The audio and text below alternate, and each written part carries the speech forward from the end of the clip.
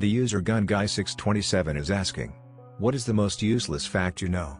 Also leave in the comments, what's the most useless fact you know? User Euclid442 posts Obsidian in real life isn't as strong as Minecraft suggests. User Leaking Dads.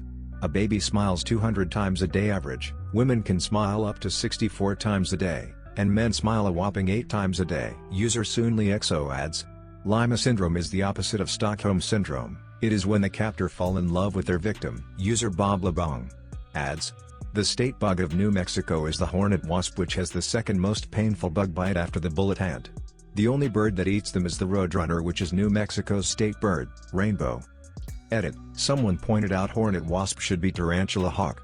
I'm sleepy lol. The rest of the comment stands. User vocap36207 shares. The term basket case, used to refer to a mentally unstable person, comes from trench warfare. Some soldiers had so many limbs blown off that they had to be carried off the field in baskets. Due to the severe physical trauma, these soldiers often suffered from lifelong mental problems. User The Sorge shares. USS Samuel B. Roberts was one of the only destroyer escorts of World War II to have an ice cream machine on board, as such luxuries were usually reserved for larger warships like battleships and carriers.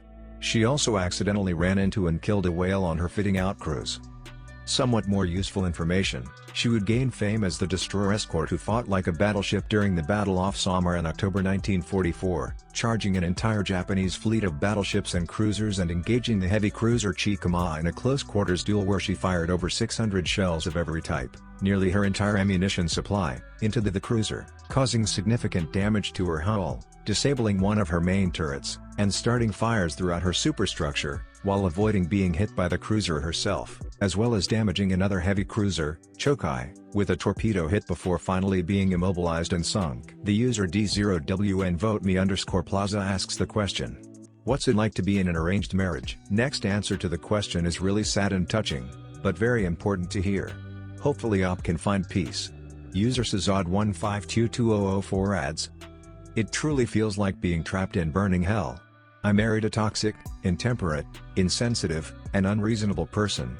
If you were to ask her, she would also describe me, my parents, my siblings, my neighbors, and the Almighty Lord as ungrateful, pathetic, and insensitive people.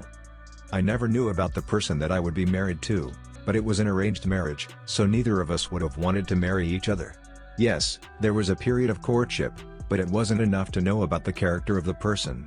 It is only in trying times the true character of a person is expressed. Unfortunately, many arranged marriages don't allow enough time to express their true inner character. Constant fights and arguing has left me emotionally and physically drained by the stress of this marriage. Her constant cribbing of my parents, my siblings hurts me. Her mother constantly interferes in our daily life. She has no time for me or anyone I care about. She is more like a suicide bomber who will not only kill himself but will also take as many as possible. Each day I dread to go home. Office feels like bliss. At the time of this writing, my kid got injured by my brother. It was an accident, but now she is in her mother's home and refuses to come home, blaming everyone, including God, for the accident. No amount of reasoning will make her understand that it was an accident. She wants to prove to the world that we are insensitive and heartless. I can let her stay in her mom's place. But my parents won't let her be and want to take care of the injured child. She doesn't trust my parents. She has no plans to return anytime soon. For my parents and society, I am not capable enough to control my wife. For my wife and her parents, I am a worthless soul who cannot provide for his wife and kid. I can only do what all men do, suffer in silence. Next reply is from the user Tweaking for Jesus. A friend is in an arranged marriage. One summer in between semesters he went home and returned engaged. She is the daughter of a family friend that he grew up around.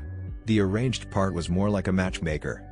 Their parents asked both of them if they might be interested in each other, and since neither had any objections, they started dating. He returned for school, they courted online, and they were married the next summer.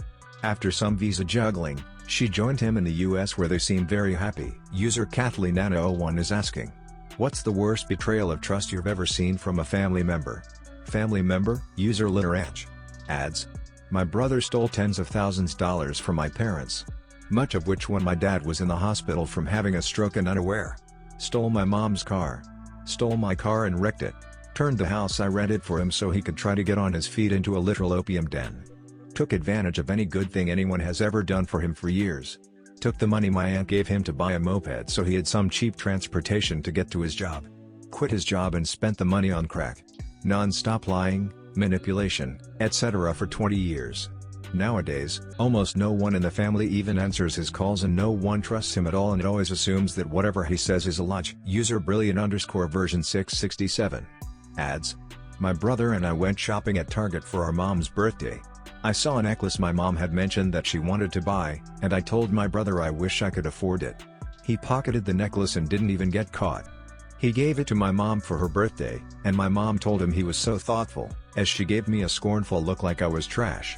I didn't want to ruin her birthday by telling her my brother stole the necklace, but a few years later, I did tell her and she didn't believe me. User Eflux.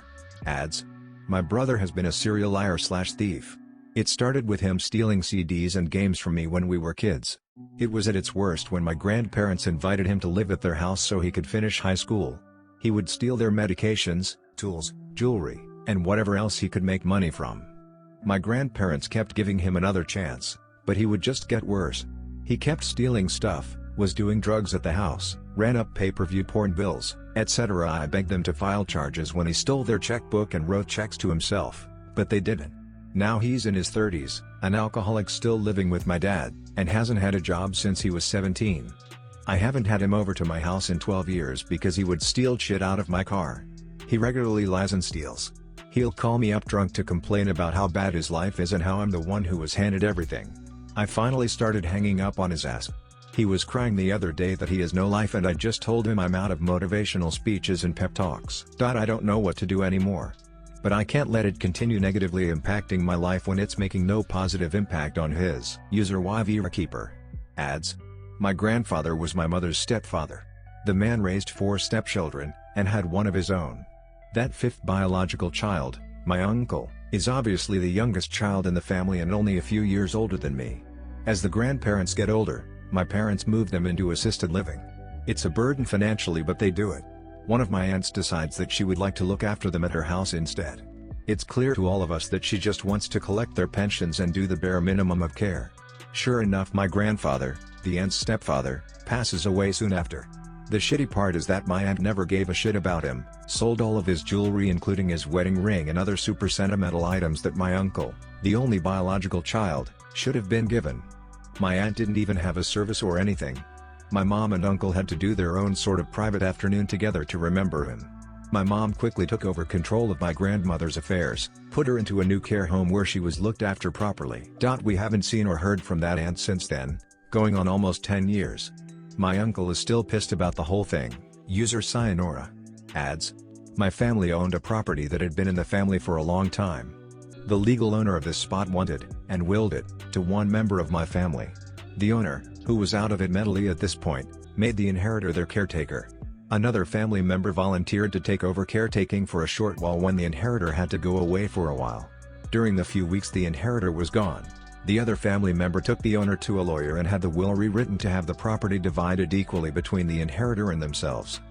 The only one as bad as that was another relative who told their sibling that they should stick their aging and dementia-suffering parent into the cheapest home available so that it wouldn't cut into the profits they'd make from their inheritance, and also implying that their parent being in a cheaper home would mean that the parent would most likely die faster.